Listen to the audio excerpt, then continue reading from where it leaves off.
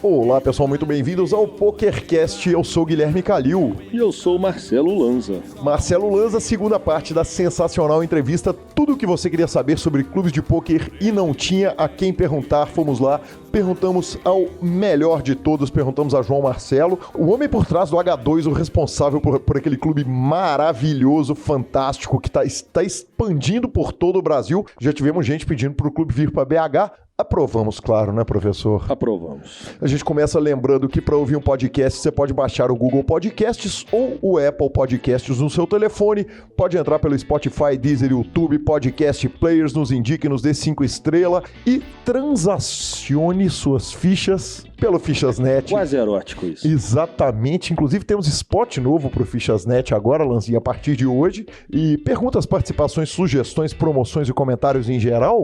O e-mail é pokercast@gruposuperpoker.com.br, hashtag superpokercast nas redes sociais. O nosso Instagram é @guicalil e @lanzamaia, Twitter Guicalil e o nosso celular, WhatsApp e Telegrama. É 319751890609, Marcelo Lanza Maia. Você pode mandar um WhatsApp pra gente ou pedir pra entrar no grupão. O grupão já saiu do WhatsApp há muito tempo, tá lá no Telegram. Lanzinha, começa o seguinte, naquela sessão curta nossa de falinha, o senhor me solta um Bruno Severino que certamente, provavelmente é o Bruno Foster. Então, o ouvinte Guilherme tá falando que não é. Sim. Ele tá falando que é o Bobo Boy. Não, isso aí não é o Guilherme, não. Isso aí eu só copiei porque eu que encaminhei. Tá. Quem nos falou não foi o ouvinte, não. Quem nos falou foi o sensacional Alan, em pleno grupo técnico do PokerCast. Eu acho que foi no pessoal meu, ele não faria uma deselegância dessa. Isso pode ter acontecido. Não vou falar que é mentira nem verdade, apesar que eu era um dos cotistas do Bubble Boy, então eu tô sabendo bem. Peraí, você tinha cota do jogador, o jogador é cavalo seu na WSOP e você só não sabe o nome do parceiro. Eu sei que o nome dele é Bruno Severino, e Bubble Boy. Mas não sei porque o Gui fica fazendo. Bicho, eu falar perto o microfone na boca, velho, não me irrita, porque cara. Eu não gosto de encostar o microfone na boca, só. Aqui, ó. Eu não fico com a sensação estranha de algo muito grande perto da minha boca. Meu Deus do céu. Cara. Ai. Ok, então. Bruno Severino é o Bubble Boy e o Bruno Politano é o Foster. Meu, que tá pertinho, porra. Politano e Severino, cara. Todos os dois, uma termina com Sever, o outro começa com Poli, o outro termina com Orino e o outro termina com Tano, velho. Tem razão, fim da discussão.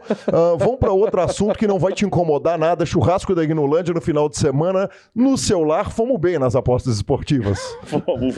Conseguimos eliminar a Alemanha no feminino e o Uruguai no masculino no futebol sem fazer nenhum gol. Só que não foi só uma aposta num jogo e outra aposta no outro, não. Correto? Foi uma aposta num jogo. Enfiamos um caminhão quando a Suécia empatou 1-1 com a Alemanha.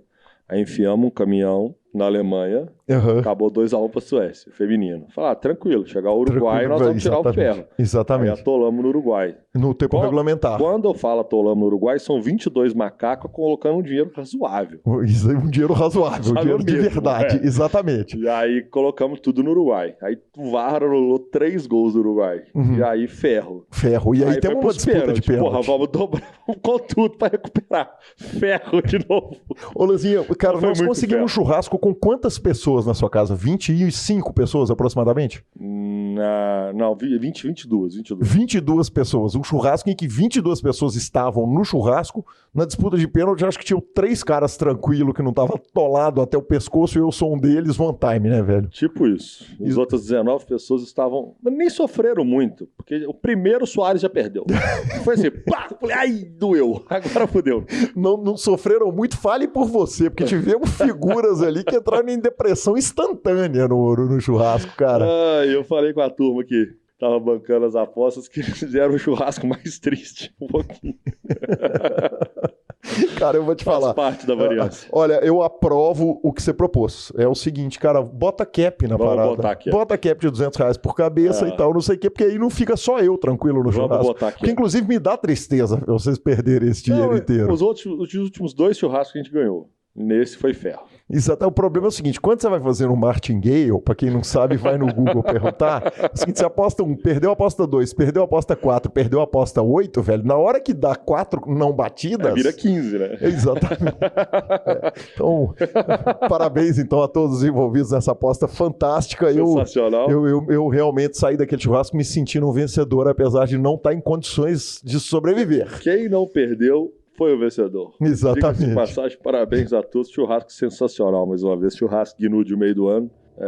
Mais um grande evento. Mais um grande evento. Vamos direto para a nossa WSOP, né, professor? Parar com notícia triste e vamos para as notícias boas. Diretamente para a WSOP, evento número 50, Monster Stack, $1.500, 6.035 jogadores. Lanzinha, grande campeão desse evento, ganhou seu primeiro bracelete, ninguém menos do que Kanailu Makui Unciano. Que homem, hein? Exatamente, norte-americano, $1.008.000 o rapaz ganhou ao bater um field de 6.035 pessoas, não é brincadeira não. Que fields? Vale lembrar o seguinte, na quarta colocação tivemos o Bart Hanson, que é jogador de pôquer ao vivo, cara, um cara do live, e ele fazia o antigo programa Cash Plays e tal, é de verdade um cara, um ídolo que eu tenho, ele faz o Live at the Bike, faz aquela cobertura do Live at the Bike, é um cara que eu acho absolutamente sensacional, bota muito material de graça para a comunidade do pôquer, então vale dizer isso do Bart Hanson. Quem narrou inclusive a mesa final que ele jogou foi o David Tuckman,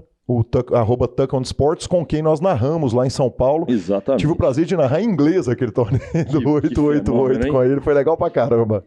E seguindo a nossa linha de falar dos ITMs brasileiros, esse programa específico foi muito ITM brasileiro. Então eu vou dar uma acelerada, a galera vai estar no volume 2 a parada. Você vai fazer o quê? Você vai acelerar e não falar premiação. Fala quando for premiação acima de 10k, você especifica. É isso? Tá bom assim? Isso. Então nós temos premiações nesse torneio de 6,5 a 2.200, começando com Ricardo da Luz, Alexandre Fracari, Pablo Almeida, Alisson Pecla Ziquix, Alexandre Ribeiro, Marcelo Jordani, André Voltz, Bruno Gazoso, Ariel Bahia, Caio Rei, Cláudio Batista, Antônio Quina, Ricardo Lime e Victor Dzikiewski, ok? Beleza, olha, eu já tô pegando o bet, se alguém quiser é o seguinte, eu pego o flip dele errar nome aí no meio dessa parada, mas tamo junto. Mas se for no efeito manada, no bolo... No bolo ninguém nem vê, tem razão. Vai passar, Fiz muito bem, aí você voou, Marcelo Lanza. Evento número 51, já falamos dele, do nosso querido Yuri, cravou bracelete. Evento número 52, $10.000, pot limit Omaha 800, 518 jogadores. Exatamente, Lanza, 10k foi o buy-in desse evento. O vencedor ganhou o seu primeiro bracelete, foi o Dash Dudley, puxou $1.087.000 e, cara, ele dedicou o bracelete pra mãe dele. Afinal de contas, ele começou a jogar pôquer por causa dela. Elas jogavam um jogo Dealer Choice, ele assistiu o jogo e finalmente ele decidiu dar uma tentada no jogo e eles destruíram o menino. Eles jogavam No Limit Deuce to Seven, o que ele falou que é o seguinte, provavelmente o único jogo No Limit 7 Card Stud, ele falou, provavelmente o único jogo No Limit 7 Stud no país era o jogo da mesa da cozinha da minha mãe. Que fenômeno, hein? Que fenômeno, tá lá. Fenômeno. $1 milhão não pode ser ruim, né? Dá pra matar as tias no jogo agora. Não pode. Evento número 53, mais uma mesa final brazuca pra turma, $800, No Limit Hold'em, Deep Stack, 800, 3.759 entradas. Exatamente, Marcelo Lanza, quem puxa o bracelete, foi o seu primeiro bracelete, foi o Santiago Soriano, jogador espanhol, $371.000, jogador profissional de pôquer e já terminou em 197 o main event no ano passado, agora puxa o seu bracelete. Lembrando que tivemos Brazuca, o João Vale ficou na 5ª posição, Gustavo Rez. Não, Rez ele não estaria jogando no Limit Hold'em. Ele ficou na 10ª posição para quase $33.000.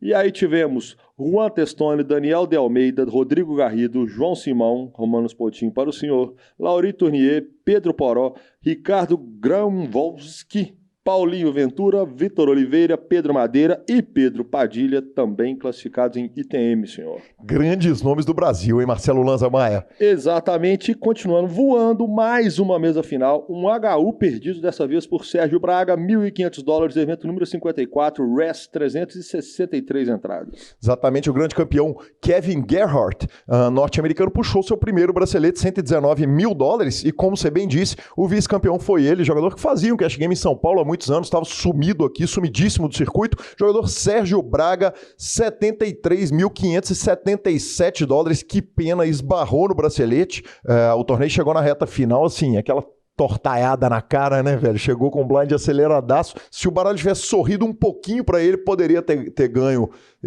trazido esse bracelete pro Brasil. Não foi o caso. Na sexta colocação ficou Scott Clements, $17.440. Que WSOP tá fazendo Scott Clements? Em 48º lugar, o Bozano também pegou ITM nesse evento para $2.378. Evento número 55, $1.000, WSOP.com, online, no limit holding, double stack.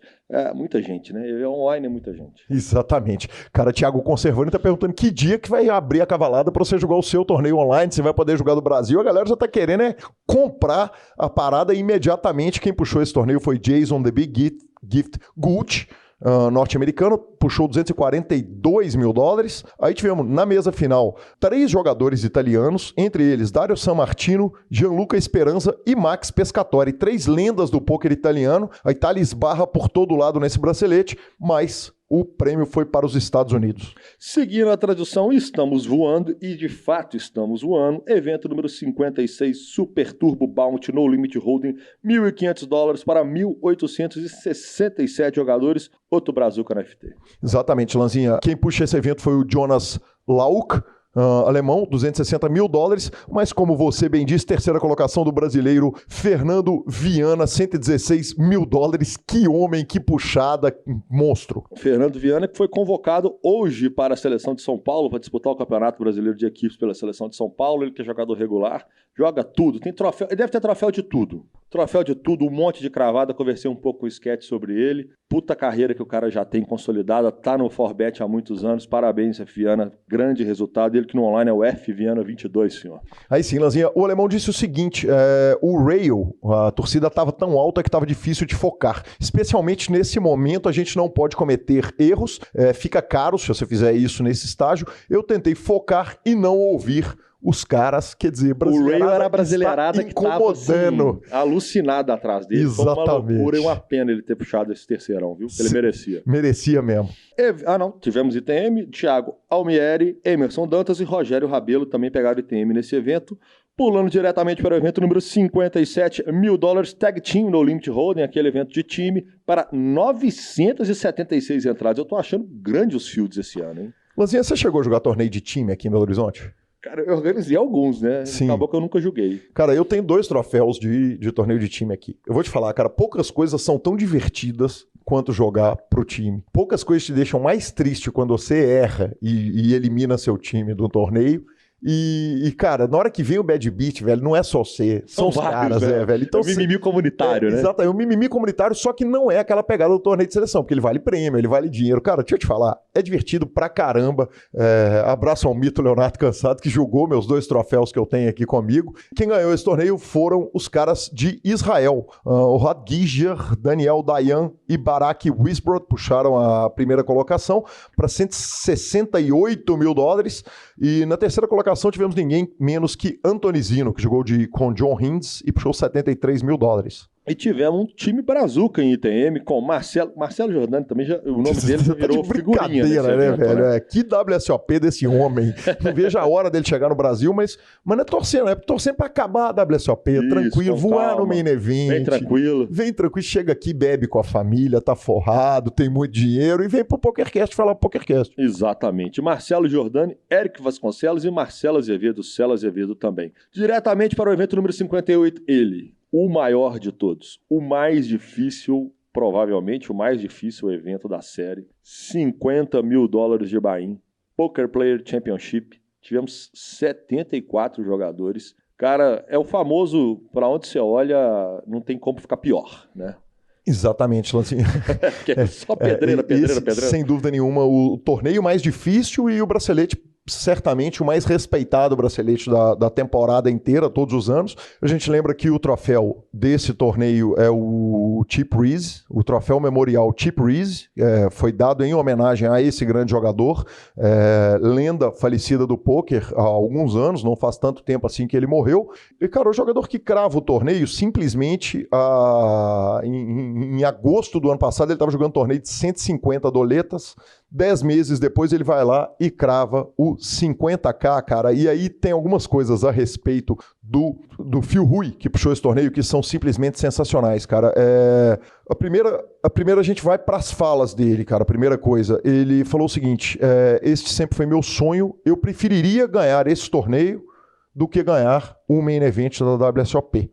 Eu continuo não acreditando se é verdade ou não. Não, mas se você for considerar que se você quer ganhar dinheiro, você quer ganhar o main event da WSOP, mas se você quer ganhar respeito, você quer ganhar esse torneio. Cara, incomparável. O respeito, o respeito sim. A glória eu não sei, porque o campeão do main event... Não falei glória. Falei dinheiro ou respeito. Cara, deixa eu te falar, você resumiu o troféu Chip Reese em uma palavra. Respeito. Respeito. De muito... que bala. É um troféu muito diferenciado. É muito pesado. Eu sou campeão do 50k Player Championship. É diferenciado. É um negócio fora da curva. Você tá louco. Então, Lanza, cara, olha só. Ano passado ele tinha feito uma WSOP que ele ficou mal na WSOP, mal colocado. Segundo a mídia estrangeira, ele volta de carro com a namorada dele, a Lonnie Hardwood, falando o seguinte, olha, eu preciso melhorar o meu jogo nos Big Bet, em um monte de coisa, tem um monte de coisa que eu preciso melhorar e tal pro ano que vem, pra WSOP. O cara simplesmente volta, crava os 50k, agora ele tá falando o seguinte, agora que eu cravei, ele já vinha fazendo uma WSOP maravilhosa, crava os 50k, vai grindar o Player of the Year, se Deus quiser ele vai ganhar, porque o Sean Deeb tá lá na briga. Não vai não. E mais, cara, quando eles falaram com ele o seguinte, agora seu nome tá indo junto com os monstros maiores do jogo no troféu Chip Reese, ele respondeu o seguinte, olha, meu nome não merece estar junto com o nome desses caras que já ganharam esse troféu. Eu tô muito feliz de estar nele, mas eu preciso fazer muito mais coisa para merecer estar nesse grupo de pessoas, eles são simplesmente incríveis.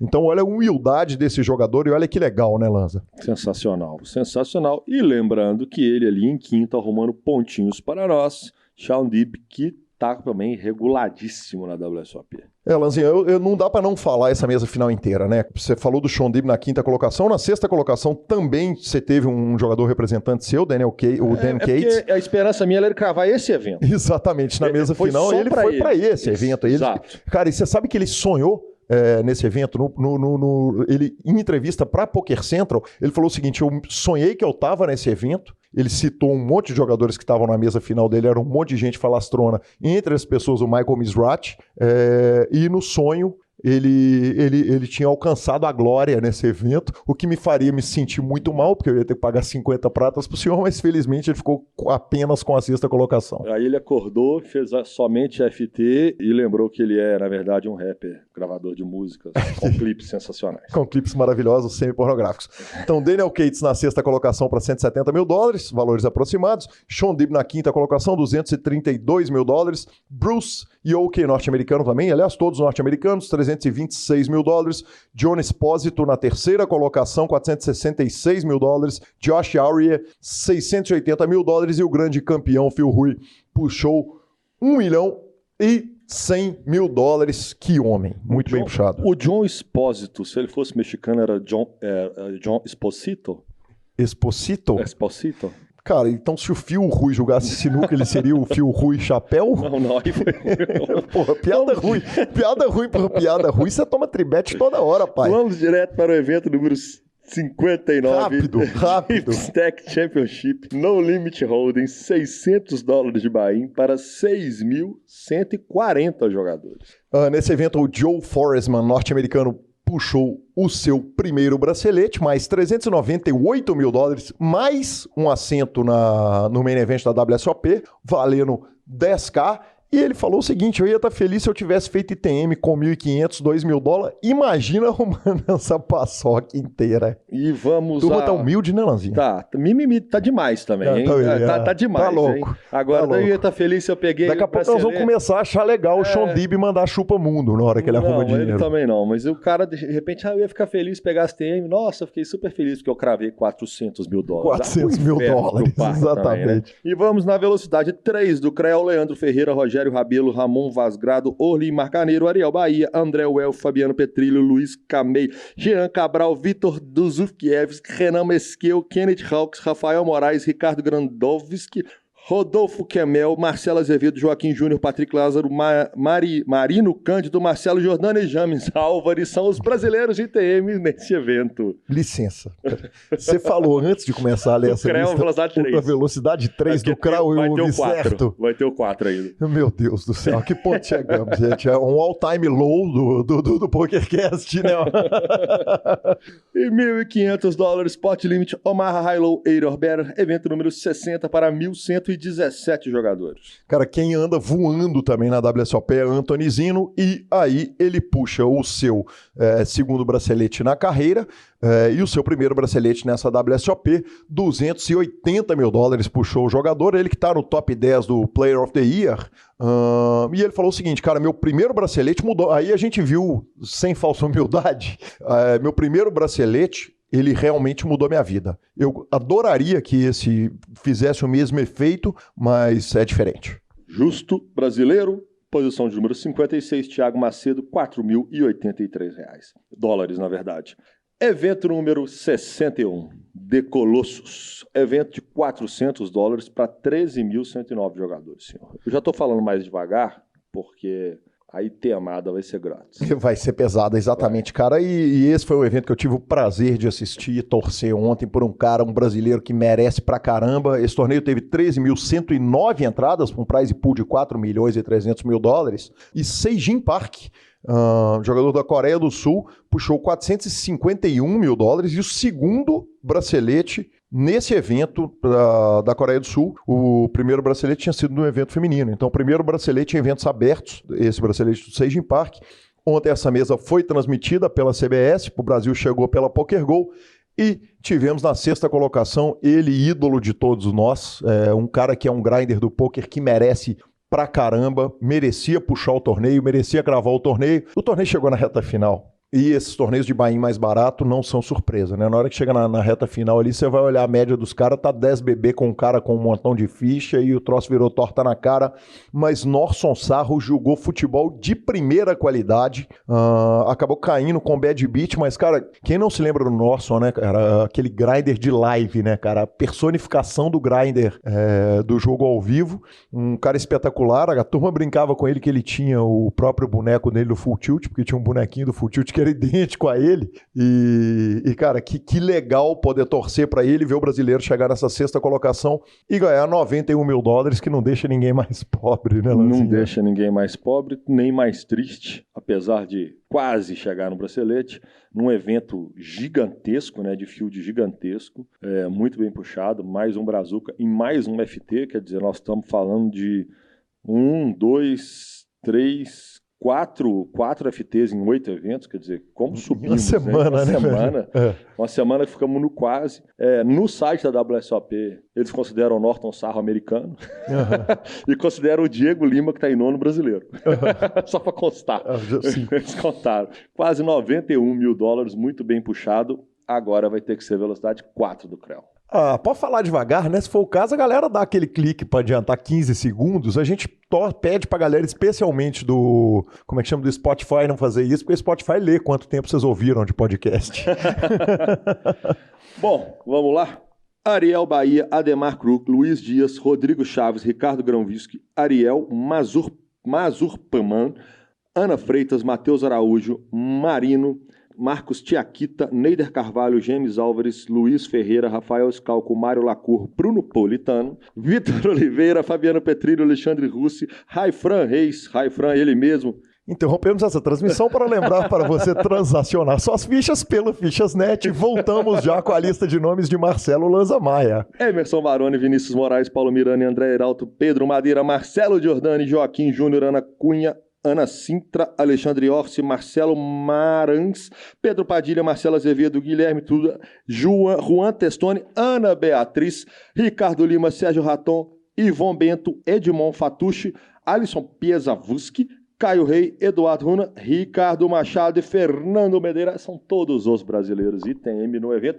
Se eu não falei de algum, é porque eles consideraram que o senhor é de outra nacionalidade. É de outra nacionalidade. Então o senhor Raifran tá arrumando dinheiro. Além de ser empresário de um dos grandes clubes da nossa capital, Belo Horizonte, ainda vai para a WSOP e arrumou um dinheiro. Arrumou um dinheiro. Aí sim, que homem. E vamos direto agora para mais um evento, mais uma FT brasileira. Essa sofrida, essa foi doída também. Evento número 62, $10 mil, RES para 116 entradas, senhor. Lanzinha, é mais uma mesa final brasileira. Antes falaremos do campeão, ele, Scott Seiver. Cara, um dos jogadores considerados dos melhores do mundo em todas as modalidades. E ele já meteu outro terceiro bracelete dele na lista. Ele que já ganhou 21 milhões e 600 mil dólares no total. Em 2008 tinha puxado 5K no Limit Hold'em.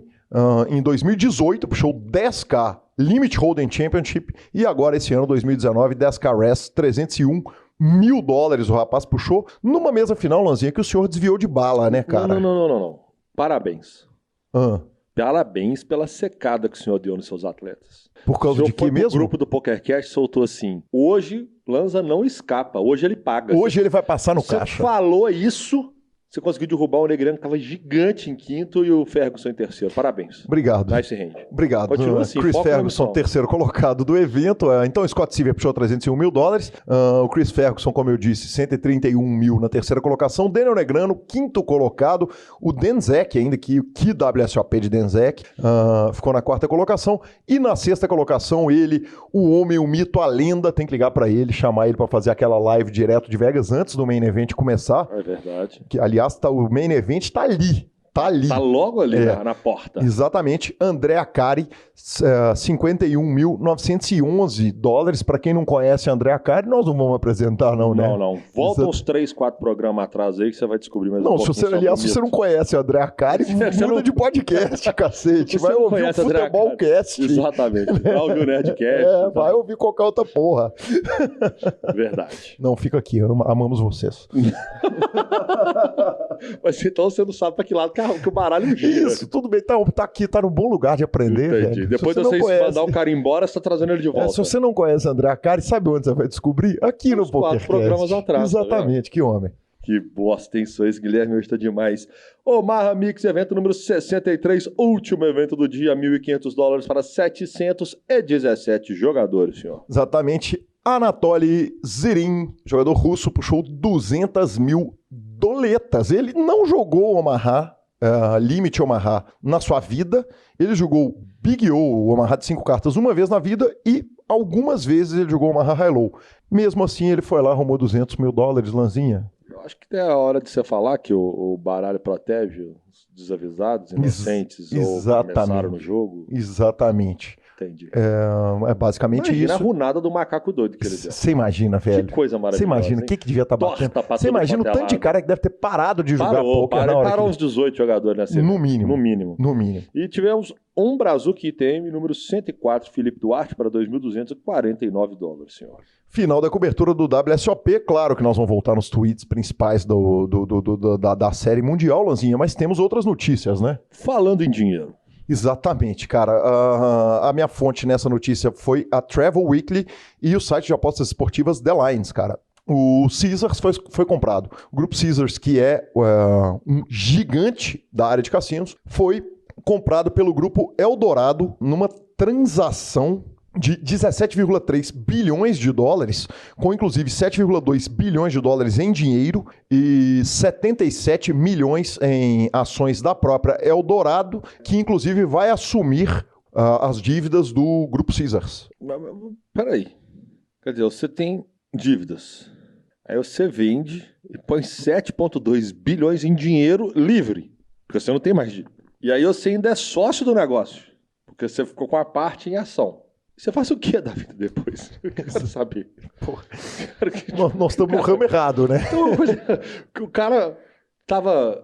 Claro que é um puta de um negócio abismal, gigantesco, sensacional, valores maravilhosos, muito dinheiro para tudo quanto é lado, mas a partir do momento que o rapaz, o grupo, assina na caneta, eles não têm mais dívidas, continuam bilionários. Não sei nem o que esses caras vão fazer da vida. Cara, eu sei o que eles vão fazer, porque eles vão simplesmente cuidar de 60 cassinos só nos Estados Unidos, em 16 estados do país. Um dos principais motivos da compra do Caesar, segundo a Travel Weekly, é o fato de que os caras são extremamente fortes lá em Las Vegas e os cassinos dele incluem o Caesars, o Planet Hollywood, o Paris, o Harrah's, o Bally's, o Flamingo e o The Link. É quase dono da porra toda. Exatamente, é praticamente dono da porra toda. E aí, cara, a gente não tem como a gente não falar disso porque envolve o nosso ramo, mas para além simplesmente da compra, o site The Lines fez uma matéria muito interessante falando o seguinte, que a Eldorado tem um acordo com a William Hill para operar as apostas esportivas nos cassinos deles. Só que eles têm também outro acordo com o Stars Group, que recentemente a gente deu a notícia, ele se juntou com a Fox. Então isso pode afetar aí apostas esportivas, o que está diretamente ligado à minha dica cultural, que falarei lá no final do programa, e vamos ver o que vai surgir disso aí, mas então parabéns, o Eldorado agora passa a ser um dos maiores grupos de cassino do mundo. Sensacional. E temos Party Poker Millions Vegas, é isso? Exatamente, Lanza. O torneio a gente tinha falado dele, anunciado, o torneio de $10 mil, a entrada nele. Cara, os caras precisavam de aproximadamente umas 500 entradas para bater garantido. O torneio começou devagarzinho, eis que lá na reta final bateram 536 entradas, então prize pool passou o que eles precisavam e temos ainda, o torneio está acontecendo, quando da gravação do programa tem 83 jogadores vivos e entre os jogadores que estão no game, temos João Simão, Sérgio Aido, Freddie Deeb, Daniel Alai e mais uma porrada de gente. Sensacional, tomara que o João Simão crave esse, porque aí você não perde dinheiro, exatamente. Cara, então eu vou torcer pra ele arrumar o dinheiro nesse. Cara, justiça seja feita o seguinte, né, velho? Os brasileiros ainda não estão brigando por jogador do ano, então, na verdade, o que vale pra nós são os braceletes, né? Porque quem vai pagar é só o melhor colocado. A gente não fez um bet paralelo entre os dois, não? Não fez. Não? É só o melhor colocado da nossa parada inteira. Tô perdendo muito dinheiro com o senhor. Tem que ser obrigação ter os do brasileiro à parte, pô. Pois é, mas isso aí tem que ser combinado, né, meu patrão? Não vou arrumar dinheiro mesmo. E já que estamos no assunto Party Poker, Lanzinha, cara, o Gansão, sensacional jogador daqui de Belo Horizonte, inclusive está largando os MTTs, passando por uma rádio de 5 cartas nos aplicativos. Que homem, hein? Tá com o estômago bom. Tá com o estômago bom. Cara, ele mandou um áudio num grupo que eu pedi autorização para ele, para usar, falando a respeito do Pecaio, contando sobre o banimento dos HUDs no Party Poker. E evidentemente a gente vai fazer um trabalho investigativo maior, mas quando é para elogiar, a gente elogia com muito gosto. Então segue aí o áudio do Gansão contando sobre a impressão do Pecaio no que diz respeito ao banimento do HUD. Pessoal aí do PokerCast, boa tarde. Eu vou falar uma coisa que um grande amigo meu, que é grinder de spin, estava reclamando muito, e vem reclamando muito tempo do Party Poker, que era a questão dos utilização de bot, cara com software, claramente eu estava usando algum tipo de software de GTO instantâneo, ou seja, muitos jogadores, inclusive muitos russos aí, né, foram banidos por causa disso. E com essa medida que o Party Poker tomou, parece que deu uma limpada boa, saca? Parece que o Field voltou em uns 3, 4 anos, né? Isso aí eu tô falando, não sou eu, Gansão, que tô falando isso por intercelação torneio. Estou falando o que um grande amigo meu, Pecaio, falou, que é um grinder de spin há muito tempo. Voltou 3 anos e o Field parece que ficou muito mais fácil e justo, vamos dizer assim, sem o software, porque parece que tinha alguns caras que estavam usando alguns softwares muito cabulosos, cara, muito cabuloso mesmo. Então, meio que melhorou 200% o Field, tá melhor para jogar. Claro que diminuiu um pouco o volume, porque tem regular aí que não sabe jogar sem software nenhum, né? Então, isso é complicado, mas parece que melhorou bastante. Um abraço pra vocês aí. Bom, sensacional. E tivemos reunião da TDA, da Tournament Directors Association, senhor.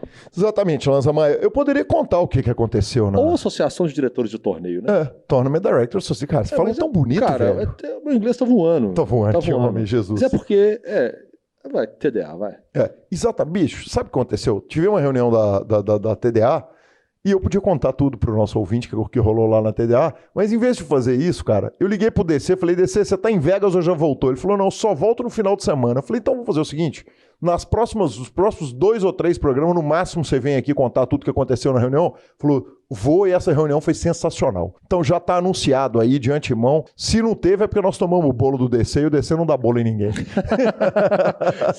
Quase no pós-pressão já, tipo, quase, no ar. Quase, exatamente. Ai, senhor, vamos de Hall da Fama agora? Vamos de Hall da Fama, Lazinha. Que se diga, fizemos uma bela cobertura do Hall da Fama, eu e Vitão na live de terça-feira passada, mas vale a pena a gente falar, tem coisa além do que foi dito na live de terça-feira. Como a gente disse, a visão aqui do PokerCast é uma visão, e a visão de lá, a gente conta com aquela visão sensacional do Vitão, cara. Muito mais técnica e tal. Exato. Muito mais conhecimento.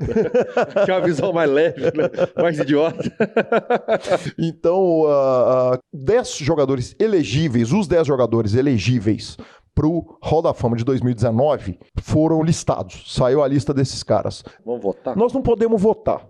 Nós podemos votar a nossa como se a gente fosse votar, exatamente. Como se nós fôssemos votantes. Exatamente. Cara, acontece o seguinte, a gente falou lá, mas nós não falamos, por exemplo, quais são os critérios para o jogador entrar no Hall da Fama, que eu queria falar aqui. O que acontece é o seguinte, o jogador tem que ter pelo menos 40 anos de idade, tem que ter jogado nos high stakes, tem que ter jogado bem consistentemente, ganhando o respeito dos seus adversários, tem que ter passado no teste de tempo, que esse é um dos grandes testes do pôquer, e para quem não é jogador, ter contribuído para o crescimento e o sucesso do jogo de pôquer com indiscutíveis resultados de longo prazo. Esse ano, cara, os indicados foram Chris Biorin, David Chiu, Eli Elezra, Anthony Sfandiari, Chris Ferguson, Ted Forrest, Mike Matheson, Chris Moneymaker, David Oppenheim e Huck Seed. Lanzinha, eles vão escolher um. Antes de você falar o seguinte, cara, você tem 10 pontos. Se você fosse um membro da imprensa internacional, antes da gente ganhar o prêmio de melhor podcast de pôquer do mundo, eu imagino que a gente vai receber a nossa cédula de votação. Eu acho que a gente tem que ganhar pelo menos o do Brasil.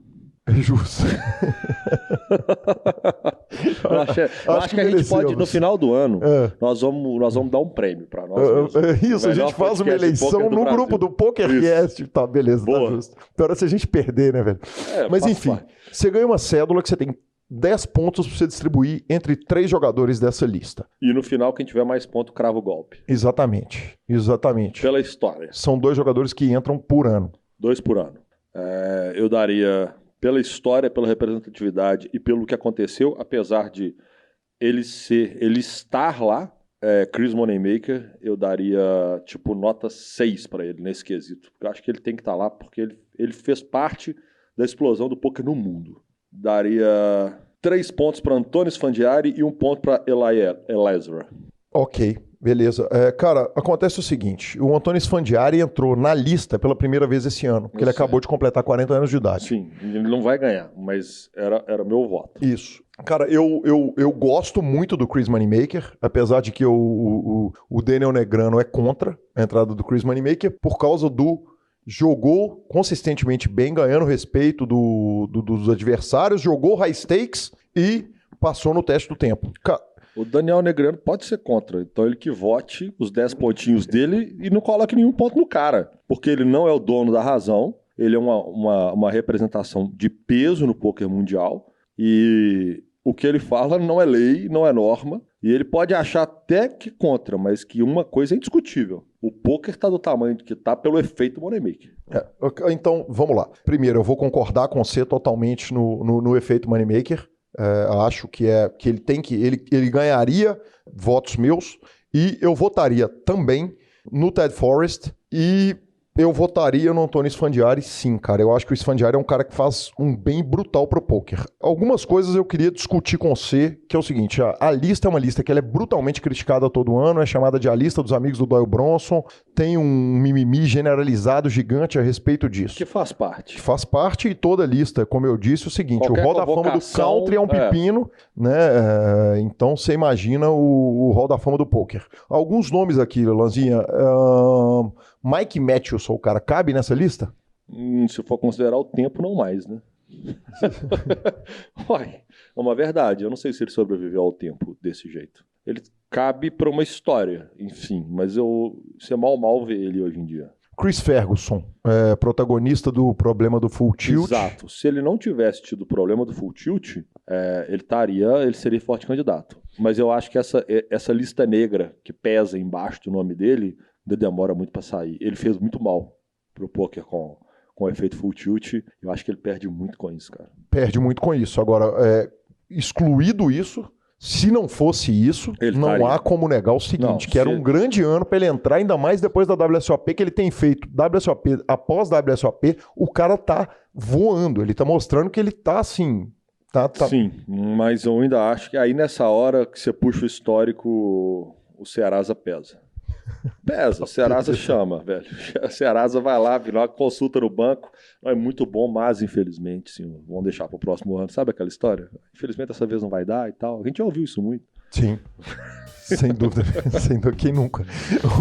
É isso aí. Fechamos. Vamos pro nosso spot do Fichasnet. Novo spot do Fichasnet, Marcelo. Novo spot. Exatamente. E entrevista com o João Marcelo. Bora. O Fichasnet é o seu parceiro para compra e venda de ficha nos principais sites de poker online. Chame o Fichasnet e avise que chegou até eles pelo PokerCast para participar de promoções super especiais para os nossos ouvintes. O WhatsApp do Fichasnet é 062 98130 6680 e lá você negocia suas fichas com os melhores preços. O Fichasnet trabalha com créditos do PokerStars, PariPoker, PP Poker, UPoker, EcoPays e AstroPay Card. Repetindo, o WhatsApp do Fichasnet é 062 98130 6680. O número está na descrição dos nossos programas. Fichasnet, confiança e melhor preço para suas fichas.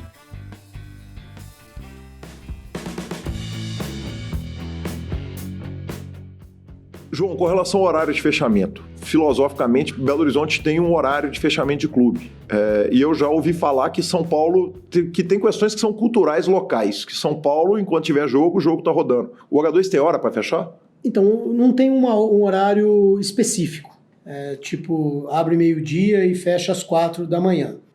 Mas sim, a gente gosta de fechar o jogo quando a gente já entende que o jogo não está rendendo muito para o jogador, que já não está mais legal, que já não está mais saudável ali, a gente... Então não tem, sendo objetivo na resposta, não tem um horário específico. Mas a gente não gosta muito dessa cultura de achar que 24 horas é uma coisa boa. Tal. Acontece de que um jogo está saudável, está divertido, a turma que chegou às 3 da manhã se estendeu um pouco mais, dali a pouco está chegando outra turma, pega aí num sábado para domingo, que o jogo aconteceu a gíria, o apelido disso é rebolou o jogo. Uhum. Então, a turma chegou aí às 11 da manhã, porque o jogo já tá. A gente, com certa frequência, acaba acontecendo isso aqui no H2. E existe o mal-estar de você querer fechar o jogo e os caras não querem de jeito nenhum, porque você tá louco. Às vezes eu tô lá no clube, tô no ferro, o cara vem falar que vai fechar pro clube de Belo Horizonte é muito fácil, porque ele vira e fala assim, meu amigo, 4 horas fechou, acabou o jogo. Agora, se ele não tem um horário cravado para fechar, na hora que vier fechar e eu tiver no ferro, eu vou querer matar o gerente. É verdade. Mas é aquilo que eu te falei, eu acho que existe o H2 trabalha muito próximo do seu cliente, né? De maneira que a gente nunca teve problema com isso em mostrar que aquele jogo não está legal, não está dando mais resultado para nenhum dos lados e que é melhor a gente parar. A gente nunca teve problema com isso aqui, Calil. Bacana demais.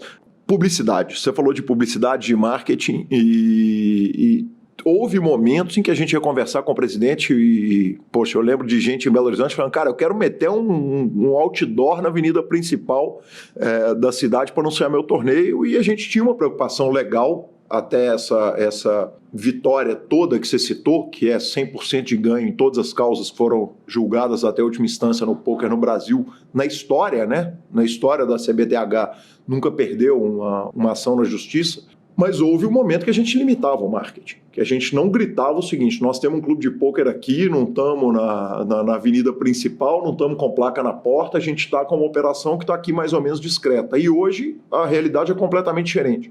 Existe ainda alguma limitação de marketing? Quer dizer, existe uma limitação que te impeça de você colocar uma propaganda do H2 na revista Playboy ou na Rede Globo na hora da novela?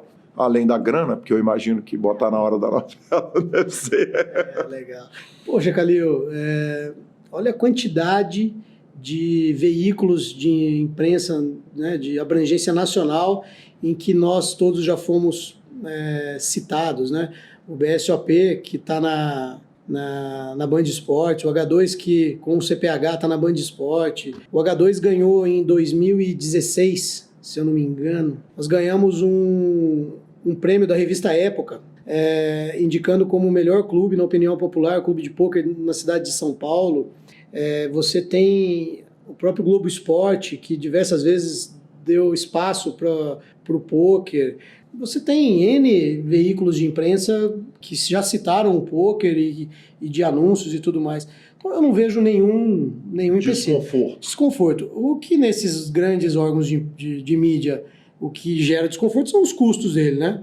Que são absurdos, são muito altos. Quer dizer, uma folha numa revista aí de grande circulação eu acho que é inviável ainda para os clubes. Essa é a questão. Fora isso, eu não vejo nenhuma barreira, não. Bacana demais a gente chegar nesse ponto da gente estar discutindo essas questões todas aqui abertas com tranquilidade. João, eu vejo, evidentemente sigo vocês todos no Instagram e toda hora vejo vocês nas feiras de jogos, a mais famosa de Londres, né? É a Feira Internacional de Jogos que acontece todo ano. O que é a busca do H2 na hora que vocês vão para a feira? Quer dizer, o que vocês vão lá ver e o que tem de mais do caralho para trazer de lá para cá? E aí, com perdão do palavreado, mas o PokerCast já legalizou o palavrão. O que tem de mais incrível quando você chega lá, que você olha e que você fala, poxa, isso dá para aplicar aqui? E a pergunta seguinte, eu já vou te adiantar, é o que dá para levar para lá? Bom, mais uma vez, eu estou fazendo questão de citar isso porque se tem algo que a gente vai deixar de legado aí nesse bate-papo, é que as premissas de negócio podem ser aplicadas à gestão de um clube ligado ao pôquer, né? E qualquer empresa que queira estar na liderança, na vanguarda, ou em nível, pelo menos, de igualdade com o seu principal competidor, tem que estar de olho no que está acontecendo no mundo, né? Uhum. No país e no mundo. Então, o que a gente vai fazer em Londres é isso, é ver o que tem de novo que a gente pode trazer para o Brasil. Sem dúvida alguma, a questão da tecnologia aplicada aos negócios é algo que está chamando muita atenção. Tudo para trazer maior conforto ao cliente. Porque a gente não consegue enxergar o cliente, a gente já até testou uma mesa digital, em que o cliente colocava a mão em cima das cartas, as cartas tridimensionalmente viram, as fichas vão para lá, para cá, as cartas, a questão da... Mas não é a mesma coisa de pegar, você sabe como é gostoso filar o baralhinho ali, o barulhinho da ficha, ou empilhar a ficha, ou trançar as fichas no dedo. Então, qualquer coisa de tecnologia ali que tente substituir isso, a gente não vê como algo provável, pelo menos num espaço de tempo curto, né? Que é basicamente a mesa de navio, né? Em viagens de navio, normalmente essas mesas são todas digitais. Eu imagino que para o que tange custos de jogo deve ser uma maravilha, né? Sem dúvida alguma. Você não pode não ter ali o salário de um dealer, você tem um pouco de... né? Você tem mais mãos jogadas por um período de tempo.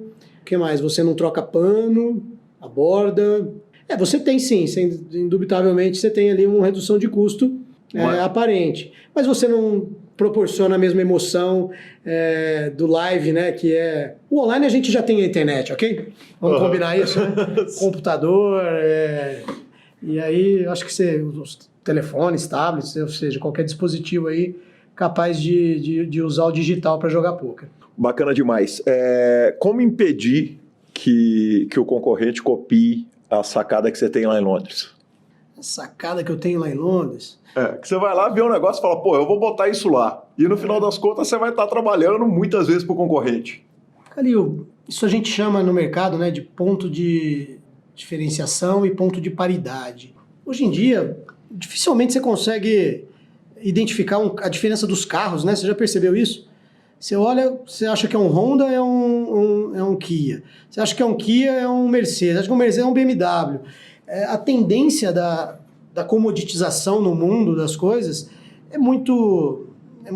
Você se copia as coisas muito rápido. Então, eu não tenho nenhuma preocupação em proteger nenhum segredo de como a gente faz, ou o que a gente faz ali e tal. Óbvio, existe algumas questões que são internas em que eu tento ter a vanguarda, óbvio. É natural do negócio, não podia ser diferente na minha responsabilidade como gestor de um negócio. Mas você implantar uma inovação e o concorrente olhar, ele vai copiar. Dia seguinte ele sabe, ele vê como fazer. Agora, se ele vai fazer na rapidez e com a competência, aí é uma questão dele, né? Eu acho que hoje, em qualquer negócio, seja de qualquer natureza, a diferença está nas pessoas. Bacana demais, João. Tem uma questão que é delicada no poker, que é a questão do crédito. No início do poker no Brasil, os clubes todos quebravam por causa de crédito. Quer dizer, estabelecia-se linhas de crédito para jogador, o jogador não pagava, ia jogar no clube do lado e depois parava de pagar no clube do lado. E isso era uma questão que era muito grave, especialmente no momento em que o jogo não aceitava cartão, não aceitava débito, cheque sempre foi uma coisa complicada no Brasil. Existe ainda crédito na administração de clube de pôquer? Quer dizer, você está trabalhando hoje com 3 filiais, mais o principal, e nós ainda vamos falar um pouquinho de expansão. Então, sim, existe. Muito menos do que eu acho que existiu no passado, recente até, diria assim. Mas tá aí mais um exemplo de que clientes têm que ser tratados de forma diferente. O cliente que prova para a empresa que merece um crédito, não é assim quando você vai comprar um veículo, né? Se você não tiver condição de financiar um veículo de 100 mil e tiver só de 50 mil, não adianta, o banco não vai te dar um crédito de 100 mil, sendo que você demonstrou uma condição de ter apenas 50 mil de crédito. Então o H2 trabalha da mesma maneira. Você tem que ter uma relação, você tem que ter um motivo, né? O tempo que você vai jogar.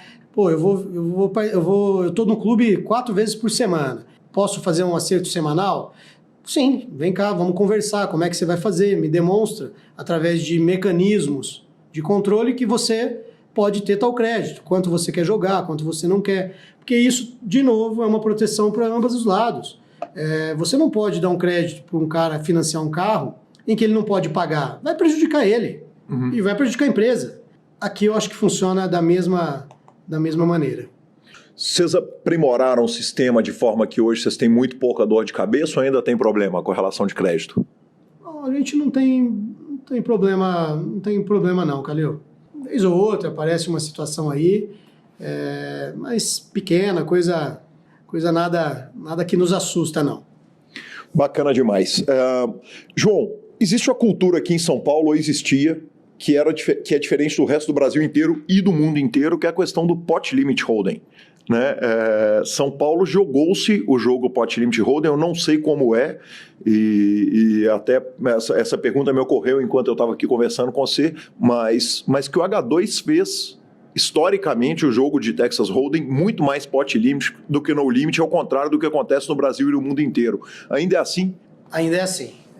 Todos os jogos do H2, com exceção do torneio, os de cash game é pot limit.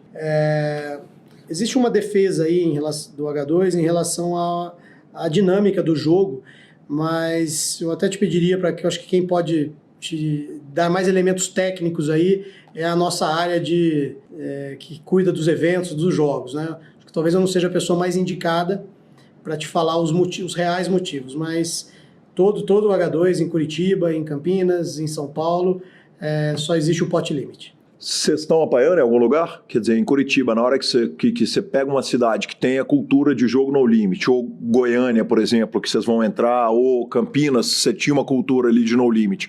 De repente você cria um jogo pot limit. Pô, o cara tá com R$1.000 ali, com R$100 na frente, para pegar um exemplo mais real ali do jogo barato, tá com R$100, R$200, ele quer atolar tudo no pré-flop, porque um jogador específico acha que ele tem que proteger o par de valete dele para não deixar todo mundo ver. Não que seja tecnicamente correto esse raciocínio, mas eventualmente tem o jogador que veio com essa cultura e aquela velha frase do porra, mas eu faço assim há 10 anos. Então, eu até posso complementar, eu falei que era melhor a área de jogo responder, mas existe um item que é o determinante, que é a questão da proteção, de novo, de ambos os lados, né? A gente não quer em nenhum momento que o poder econômico possa influenciar o conforto e a diversão, né, o entretenimento do poker dentro do H2, né? E diferente do que muita gente acha, se eu pudesse mudar hoje uma imagem que existe no H2, não que ela seja forte ou nos cause qualquer prejuízo, mas não é uma verdade. É que dentro do H2, eu te diria que próximo de 98% das pessoas são recreativas. Né? Uhum. Talvez um pouco menos, 96%, 90%, não tenho exatamente nisso. Então, como o H2 tem muito jogo, muito volume, muitos torneios, existe uma ideia de que aqui dentro tem muitos regulares, regs, muitos profissionais. Então não é uma verdade. E a gente acredita que o jogo pot limit protege os recreativos. Uhum. Não é? O recreativo para o recreativo com poder econômico protege, o reg óbvio que existe técnicas e você mais que eu sabe disso, para você jogar qualquer modalidade aí, tipo, né? Bacana demais. João, esposa, cara, eu imagino que deve acontecer coisa do arco da velha num clube de pôquer. Eu já vi esposa vir buscar jogador no churrasco, né? Não era nem no pôquer, não, era no churrasco. Grande abraço aí, nosso contador Leonardo Cansado. Que eu não vou perder a oportunidade de dar essa falinha nele. Eu não vou perder a oportunidade de dar a falinha, especialmente porque ele é ouvinte nosso e ouve todos os programas do primeiro ao último minuto. Abraço, Léo. Mas eu imagino que deve acontecer coisa do arco da velha. O que deve ter de esposa ligando pro clube pra saber se o marido tá lá, jogador caindo de torneio. Cara, você deve ter uma meia dúzia de história que deve ter chegado no você que você pode compartilhar com a gente sem contar nome. Cara, teve uma vez só que e não é conversa, não tem mesmo, Calil. O H2 bem que eles se escondem, né? Hoje em dia, com a história do telefone, assim, a gente já atendeu o telefone, meu marido tá aí e tal, eu tô vendo. Não, mas eu vi o cartão dele, acabou de passar aí e tal. Então, isso realmente eu já vi. Mas, cara, eu não me lembro nem do nome, eu nem poderia, eu acho que... Jamais, claro. Não poderia citar aqui, mas que a mulher veio aqui buscar o marido, acho que uma vez em 9 anos aí que eu tô acompanhando o H2, viu? Sabe por quê? Eu acho que diferente do que existia no passado, a gente tá trazendo a mulher dos caras pra cá, né? E jogar junto, e a gente relutou muito em começar a promover os torneios ladies, porque a gente entende que o pôquer não... Entende não, né? A gente que defende tanto, a gente sabe que o pôquer é democrático. Joga o mais velho com o mais novo, o branco com o preto, e joga a mulher com o homem. Não tem isso. Mas como forma, sabendo que o clube de pôquer é um clube predominantemente de ambiente masculino, sabendo disso, a gente começou a promover os eventos, os ladies, trazer as mulheres para dentro do clube para que elas ficassem mais à vontade. Isso tem dado resultado. Hoje, o percentual de mulheres que frequentam o clube é muito maior do que era há 5 anos atrás. Quer dizer, ele cresce exponencialmente. Uhum. Essa é a verdade. E quanto mais eu acho que os clubes se atentarem, quanto mais conforto eles trouxerem para dentro dos clubes, mais serviço, né, mais um ambiente voltado ao entretenimento, mais mulheres certamente Terão. Aí você vê os caras levantam da mesa, você fala, ih, aquele ali, acho que a polícia ligou. Qual que é a orientação? Quer dizer, tocou o telefone, a Gabriela Belisário, campeã brasileira, virou e falou assim, eu tô achando que meu marido tá aí. Qual que é a orientação pro gerente? Enquanto ela tá na mão? Não, ela ligou da casa dela porque o Lanza tá lá vagabundando e devia estar em casa já há 3 horas. A orientação pro gerente ele não tá aqui, eu não posso procurar, ou peraí que eu vou chamar o malandro? Caramba, Calil, aí você vai, além de você me deixar numa saia justa, você complica o cara que usa dessa estratégia, né? Concorda, não? Não, cara, aqui a gente... E aí eu tô falando, mas pode ser o Lanza também ligando pro clube pra perguntar se a Gabriela tá lá até essa hora. Então não tô falando que é a esposa que liga atrás do marido, não. Pode tranquilamente ser o marido ligando atrás da esposa, claro. Cara, a gente não pode em nenhum momento passar limites, né? Uhum. Se uma pessoa ligou atrás de outra, independente de ser a esposa atrás do marido, o esposo atrás da esposa, o H2 tem que atender e entender qual é a demanda. Preciso falar com o Lanza aí. Pô, só um minuto, por favor. Quem é o Lanza? Cadê o Lanza? Se tá aqui ou não tá? Aí se o Lanza vai querer atender, o problema é dele, concorda? Lanza, telefone pro celular. Mas quem é, caramba? Mas eu acho que todo mundo hoje tem um celular na mão, né? Ontem mesmo eu estava conversando com um fornecedor, com uma pessoa que começou a trabalhar comigo aqui numa obra. E aí eu falei, poxa, me dá seu telefone da sua casa, então pode ser? Ele falou, olha, eu acabei de desligar o meu telefone, porque faz 3 meses que não vê uma conta. Então, eu acho que as esposas estão mais ligando no celular, cuidado com os localizadores, hein? Bacana demais. João, circuito H2, o Lanza me deu essa ideia de $1 milhão na hora que eu vinha preparando a entrevista, eu discuti com ele e tal, e ele virou e falou assim, cara, o H2 tem plano de fazer um circuito entre as unidades? Porque hoje, quer dizer, daqui a muito pouco tempo a gente vai estar com uma unidade em Goiânia, uma unidade em Campinas, uma em São Paulo. Tem plano de fazer coisa unificando? Certamente. Inclusive, se a ideia for de $1 milhão e for nova, o PokerCast aceita os créditos dela, pode pagar em Bahia. O que eu acho que vai acontecer naturalmente, né?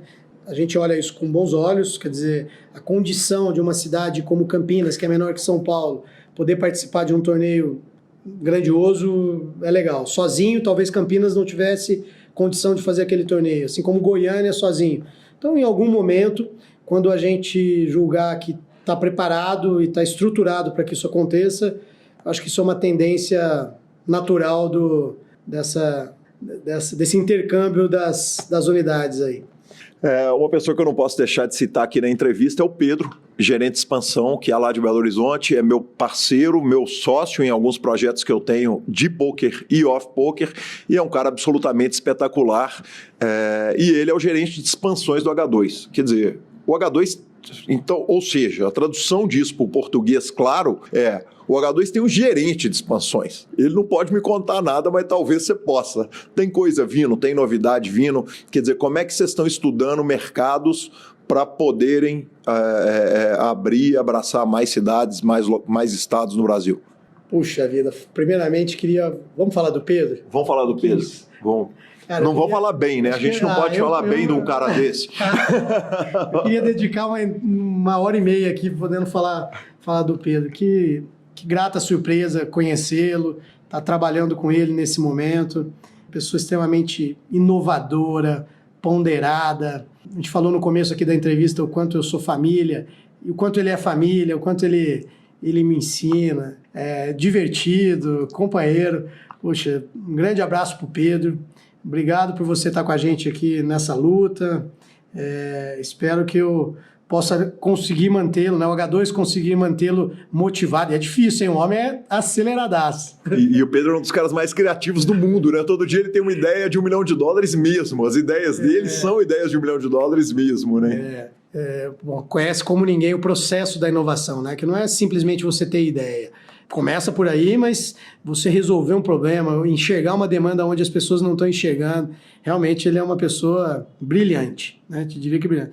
E completando, tomara que eu consiga motivá-lo a ficar muito tempo do nosso lado aí. O trabalho que ele faz é isso, a partir do momento que O grande líder de expansão negocial, né, do grupo H2 é o Elton. O Elton que está liderando essa frente de identificar aonde o H2 pode ir, de que forma pode ir, como é que ele amarra-se essa parceria com o operador local, de uma história já existente, como é que a gente vai linkar tudo isso. Te diria que eu hoje protejo a gestão, né, do base para que as operações possam continuar acontecendo, e o Pedro está lá na linha de frente fazendo a virada das marcas, né?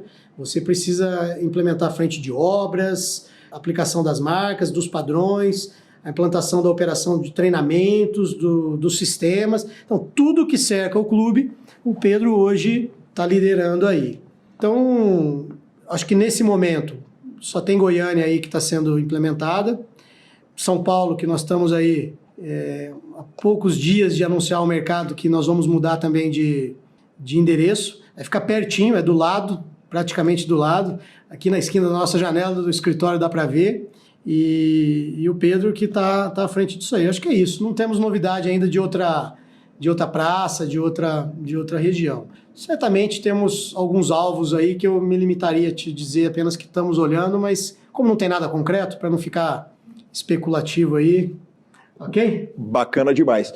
É difícil implantar a mentalidade H2 num clube novo? Quer dizer, evidentemente o Pedro é o responsável por isso, mas obviamente você está na reunião com ele discutindo o seguinte, que na hora que você implanta um procedimento novo para um dealer, para um diretor de torneio, para um caixa, quer dizer, são diversas essas funções, para uma cozinha, que a implantação, você pega um cara, e aí eu volto naquela velha frase que eu usei muito na minha vida profissional fora do poker, que eu ouvi, às vezes, de um cara falou o seguinte, mas tem 10 anos que eu faço assim, e que muitas vezes a gente tem vontade de responder pro cara, tem 10 anos que você faz errado. Tem uma resistência à mudança, é comum? Sem sombra de dúvida, é muito comum. Isso a gente chama de quebra de paradigmas, né? A gente aprende muito com o operador local, enfim, quase tudo na vida, né, Calil?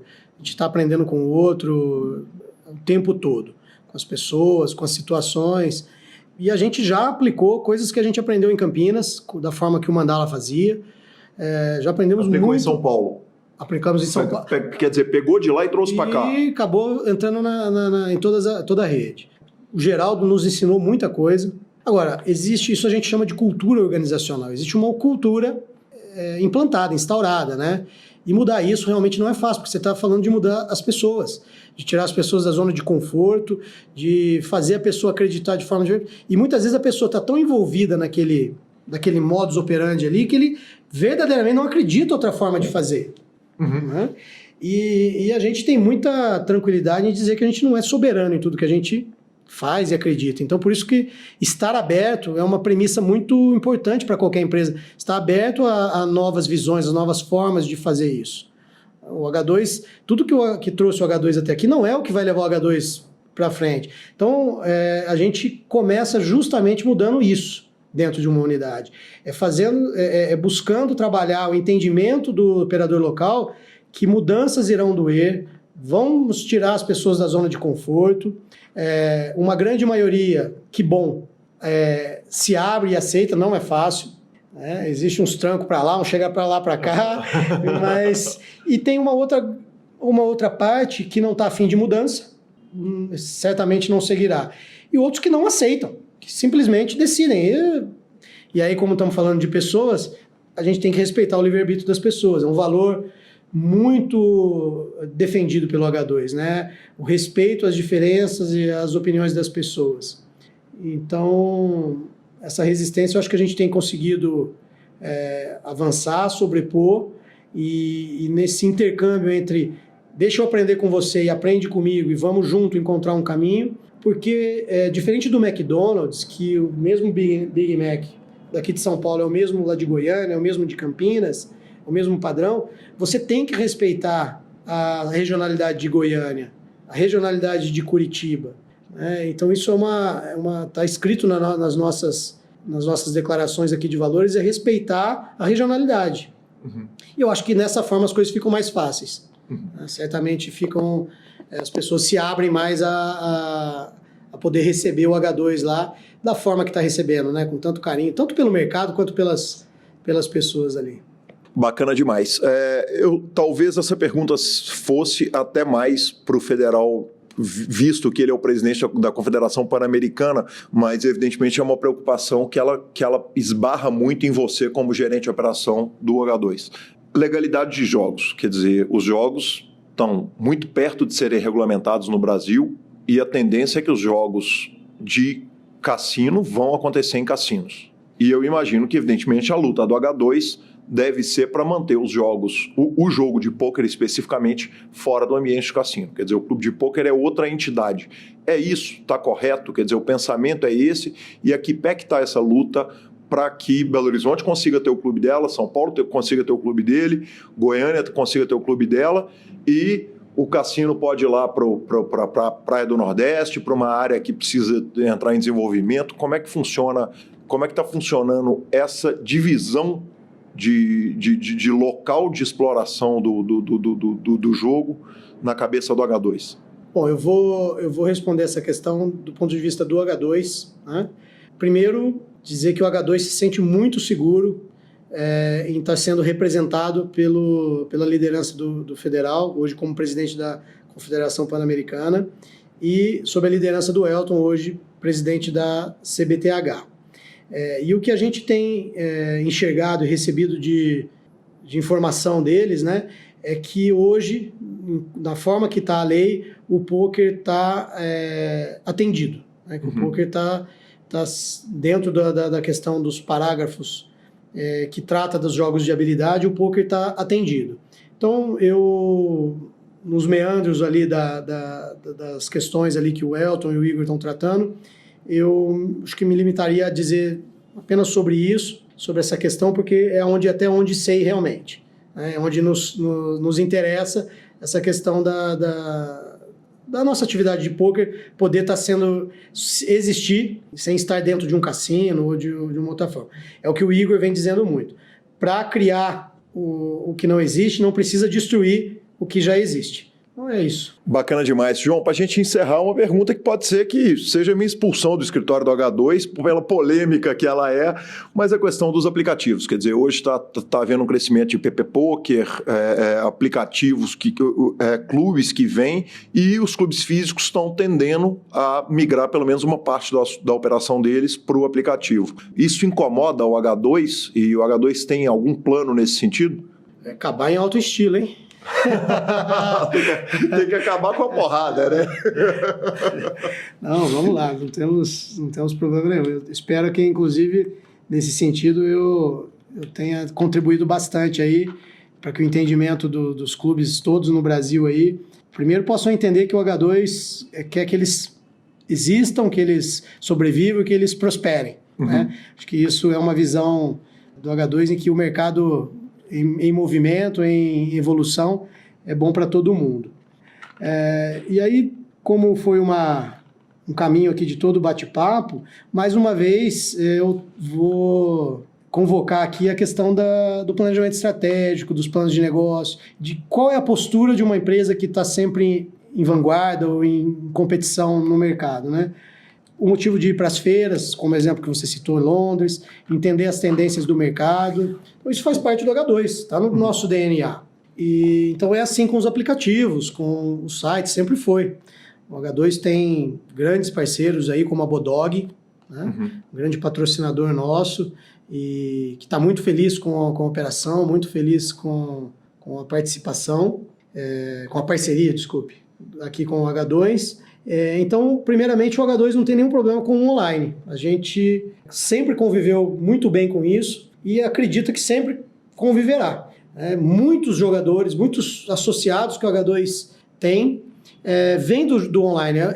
É uma grande porta de entrada para o jogo. E o mercado está crescendo ainda exponencialmente, principalmente os mercados de app. Então o H2 está de olho nesse mercado, está entendendo essa tendência, e o que eu poderia te dizer até aqui é que se uma empresa que está na vanguarda, que está avaliando as tendências, né, de tudo não seria surpresa se em breve aí surgir alguma coisa com a nossa marca aí para o mercado e que a gente espera que, se isso acontecer, que venha mais uma vez a somar ao mercado de pôquer, que a gente possa desenvolver o mercado aí, poder todo mundo jogar pôquer com tranquilidade e qualidade. Aí sim, você ouviu no PokerCast primeiro. João, eu queria te agradecer, cara, por me receber aqui em São Paulo esse final de semana, num momento que, como eu disse, um momento difícil aí, familiar seu, desejar melhoras pro seu irmão, que trabalha no poker, né, que eu não tive o prazer de conhecer, mas que é do poker também. E, cara, te agradecer o carinho, a franqueza e a abertura que você nos deu, que é uma grande honra do PokerCast. Que todo mundo que vem para cá para abrir o coração, para contar novidade e tal. E é fantástico que a gente consiga ter essa relação tão legal e ter 1h30 do seu tempo aqui, que eu sei que é o cara mais ocupado do mundo, porra. Poxa, imagina. E que abertura gostosa, legal que você me deixa aqui agora no final do programa, Calil. Você citou aí do meu irmão, e o meu irmão, Paulo Gustavo, veio trabalhar comigo em 2012.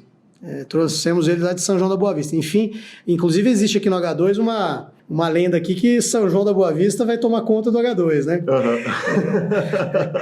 Uhum. Mas legal, lá em São João da Boa Vista, assim como em várias partes do Brasil, tem muita gente legal, muita gente bacana. E pela minha história lá, minha ligação com a cidade, eu, Igor, trouxemos aqui algumas pessoas de São João, e o Paulo é uma delas. O Paulo também, eu acho que é uma das pessoas. Eu falei no começo que eu não queria citar alguns nomes para não ser injusto, mas o Paulo, ao lado do Elton, ao meu lado, é um dos grandes responsáveis pelo sucesso que o H2 é hoje. Ele é uma pessoa que cuida lá da parte dos jogos, né? Um grande guerreiro, um grande batalhador, um irmão, um amigo, uma pessoa realmente... Sou suspeito, né? Porque sou irmão, mas ele é muito querido e admirado aí. Então, como o seu programa acaba ecoando aí em todo o Brasil, dizer para todo mundo aí que o Paulo tá bem, né? Uhum. E ontem ainda falava com a minha mãe sobre isso. O quanto é difícil, muitas vezes, a gente se comportar como a gente fala. E o Paulo teve um probleminha aí de saúde ontem, passa muito bem. E aí a gente dizia, poxa, que bom, que felicidade que ele tá bem. Mas a gente não comemora, né? A gente fica aquele negócio, poxa, foi um susto, realmente. Teve um probleminha aí no coração, já tá de novo de pé, e daqui 3, 4 dias tá de volta. Grande beijo para você, Paulo. Te amo. O H2 todo... Acho que o poker brasileiro te espera de volta. Recupera logo e vem para cá que a gente precisa de você. Fantástico, João. Muito obrigado. Fazendo uma justiça que eu poderia ter feito na hora... O Pedro, você falou que o Pedro é um monstro, e o Pedro, quando eu falei com ele que queria te entrevistar, ele virou e falou assim, cara, o João é um monstro, como trabalha bem, como é um cara fantástico, então estou fazendo essa justiça aqui em nome dele, palavras dele. Imagina, de forma alguma. Obrigado pela generosidade. Eu ia te agradecer também, né? Dizer que puta prazer de novo estar aqui com você. Obrigado. Meu ídolo. Obrigado. Calil, Lanza. E há muito tempo também a gente se conhece aí, acompanha a trajetória um do outro. E obrigado pelo espaço, por me convidar. É um prazer, é uma honra. E obrigado, Pedro, pela generosidade mais uma vez. Eu acho que quando a gente faz as coisas com vontade, com carinho e o que gosta, né? Eu sou um apaixonado por gestão empresarial, sou um apaixonado por pôquer, por competição, por esportividade. Não tenho tido muito tempo, não. Fisicamente tá dando para ver, né?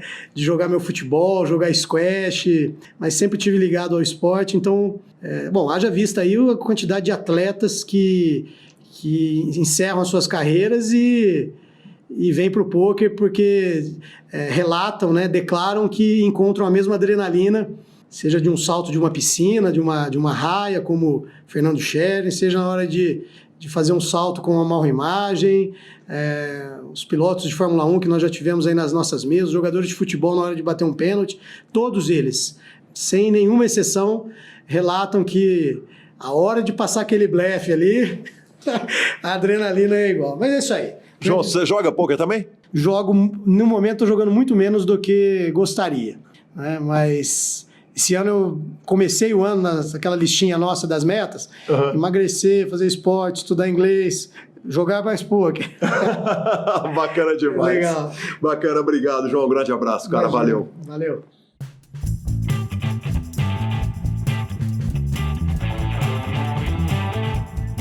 Professor Marcelo Lanza, se ficou alguma dúvida a respeito de administração de clubes de pôquer, é só perguntar, a gente encaminha pro João Marcelo, mas que entrevista, hein? Que coração aberto. Só mandaram as perguntinhas que tiverem, sensacional. Sensacional, cara, foi legal pra caramba, obrigado, João, me atendeu, como eu disse, num momento super delicado da vida dele, tô fazendo questão de repetir, já falei na entrevista, tô falando fora, sensacional.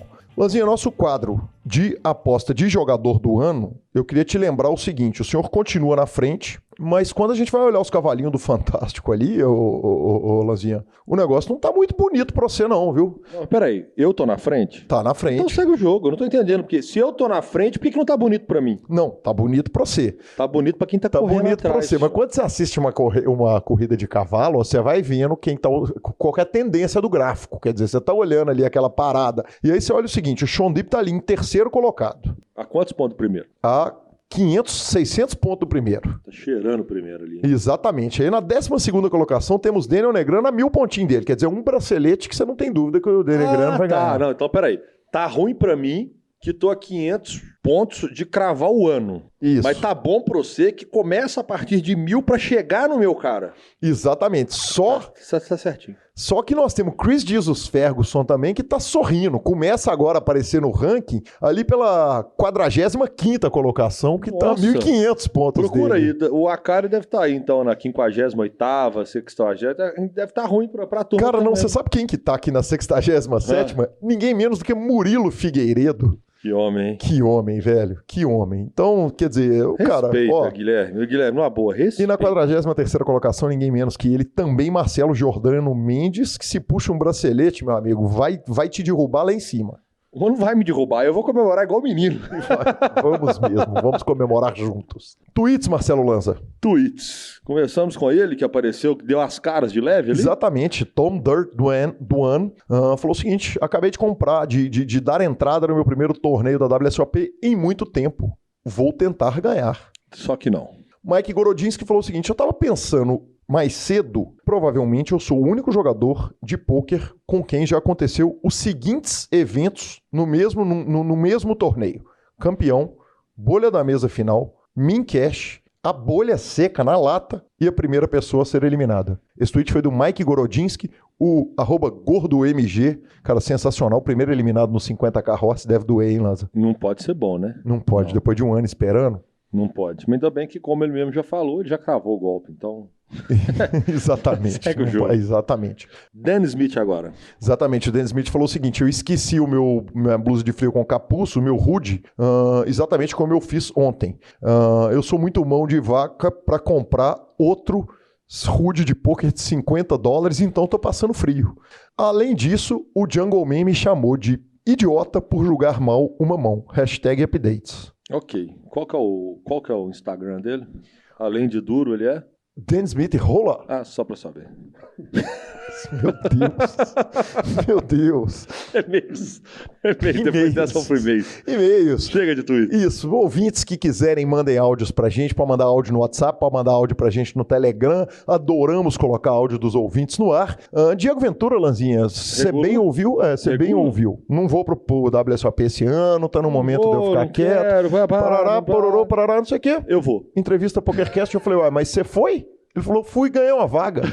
Eu falei, meu amigo, isso é a runada do PokerCast? Ele virou e falou, o que é a runada do PokerCast? Eu não sabia que regulava a conta, não. Você tá louco. Falei, aproveita, filhão. Você tá louco. Quem tá fazendo mesa final e os capeta em Vegas, não tem variância isso. Lanzinha, falada pra regular, Vitor de Jundiaí, nick no PS, Skyblood. Ele fez esse nick quando ele tinha 12 anos de idade pra jogar Play Money. E eu dei uma falhinha na semana passada e não dei crédito. Ele falou, velho, pelo amor de Deus, se você vai citar meu nome, cita a conta pra ver se regula. Então tá citado aí, o senhor Skyblood. Vê se arruma uma nota aí. Justo. Citar também o Jonathan Alves da Silva pra dar aquela reguladinha, senhor. Exatamente. E por último, uma regulada também, né, Lanzinha? Hoje, logo agora, antes de gravar o programa, eu recebo uma mensagem de ninguém menos que ele, João Fera. Falou o seguinte, Calil tardou, mas não falhou. Não arrumamos dinheiro no Scoop, mais $30K no UFC, Knockout Series, arrumamos. Obrigado, PokerCast. É isso, senhor. É isso.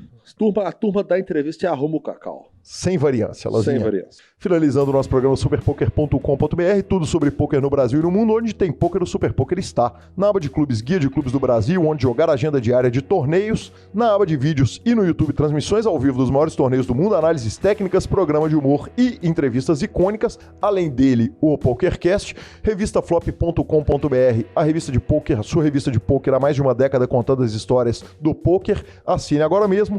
E mibilisca.com, cobertura mão a mão de torneios pelo Brasil e pelo mundo. Marcelo Lanza Maia, dica cultural. Cara, a dica cultural da semana, ela não vai ser bem uma dica cultural. O que acontece? Essa semana, quando eu falei, vou começar a ver série, acabou que eu comecei a tentar encerrar as séries que eu estava vendo. Estava com muita série em aberto, eis que a turminha da Grinolândia começa a me engatar no Profut do FIFA 2019. Eu não tinha jogado o Profut ainda. Que coisa fenomenal, cara. Que coisa sensacional.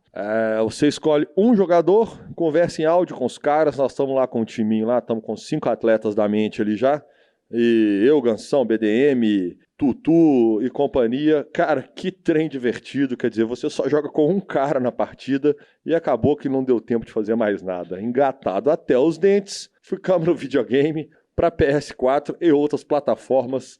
Profut do FIFA 2019 é o que temos para essa semana. Lanzinha, te entrego em mãos o livro The Logic of Sports Betting. Falei dele há pouco tempo atrás, do Ed Miller e do Matthew Davidov. É um livro sobre, como diz o nome, apostas esportivas, a lógica das apostas esportivas. Exatamente. Eu tô bem no finalzinho do livro, então já vou dar a dica essa semana, e eu te entrego para te falar o seguinte: quando eu recebo novas informações de um livro, eu marco e subscrevo as páginas, marco com caneta amarela, faço anotações, faço contas. Quanto por cento desse livro, pela rápida passada que o senhor está dando na sua mão, eu marquei do livro? Confesso que o livro está bem... Tava achando até que era bloco de notas. Olha isso, que absurdo. Cara, setas, contas, anotações, simulações, enfim, cara, mostra que eu não sabia nada de apostas esportivas. Provavelmente nem eu, pelo jeito. Cara, deixa eu te falar, esse livro é absolutamente fantástico. Primeiro, ele fala onde que está a malandragem da aposta esportiva, por que é tão difícil ganhar apostas esportivas e, por fim, ele ensina até onde que está o edge do leitor para jogar e tentar ganhar da banca na. Que é uma pena que não está traduzido ainda, né? Ele só tem ele em inglês. Ele só tem em inglês. Ele é o livro número 1 de apostas na Amazon. Eu, inclusive, estou comprando 2 para dar de presente. Vou emprestar o meu para o Leonardo Cansado, que eu quero que ele receba esse livro cheio das marcações. Exatamente. Mas prometi de presente para 2 pessoas o livro. E para quem lê em inglês ou para quem tem paciência para traduzir, ele tem um problema. Ele tem o formato de aposta dele é aquele formato americano, mais 150, menos 110 e tal, não sei o quê. Você leva um tempinho para adaptar. Mas é legal pra caramba, o livro é absolutamente maravilhoso, então fica essa primeira dica cultural. E, Lanza, falei semana passada do primeiro episódio da temporada de Black Mirror, assisti na semana passada. A galera tinha falado que a temporada tava um lixo. Eu assisti o primeiro episódio e achei sensacional. Aí essa semana assisti o segundo episódio, novamente, sem esperar nada do episódio. E achei absolutamente sensacional de novo, Lanzinha. Você gosta demais, então, né, velho? 66% da temporada já passou e me falaram que o terceiro episódio é o pior. Eu tô com uma expectativa tão baixa dele, velho, que eu tenho certeza que ele vai ser absolutamente sensacional. Vamos finalizando, professor Marcelo Lanza? Vamos finalizando, senhor. Instagrams. Por hoje já é quase só. Assim que o telefone dele acabar de tocar, essa tem que deixar. Vai pro ar, deixa tocar. Não devia nem ter silenciado. O senhor tá gravando e não colocou no silencioso. Mais uma vez, né? Mais uma vez.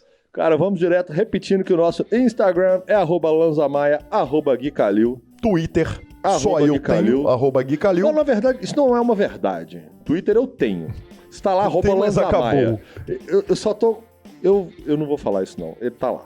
Tá lá, ele tá lá. Nos indique, nos dê 5 estrelas, mande no seu grupo de WhatsApp, cara, lá direto de onde você tá ouvindo, já dá pra mandar o link direto do Spotify, avise que o PokerCast existe para todos os seus amigos, troque suas fichas pelo Fichas.net, são eles que nos botam aqui no ar toda semana, e a edição, evidentemente, é do fantástico, espetacular e sensacional Vini Oliver. Até semana que vem. Antes de acabar, eu só esqueci de mandar um beijo para meu filho, que essa semana foi a segunda final de campeonato, ele tá jogando futebol de campo, e ele cravou mais um golpe. O moleque está voando, Luquinha. Parabéns, meu filho. Beijo do pai. E beijo do tio. E um abraço a todos, senhor. Até a semana que vem. Vamos que vamos.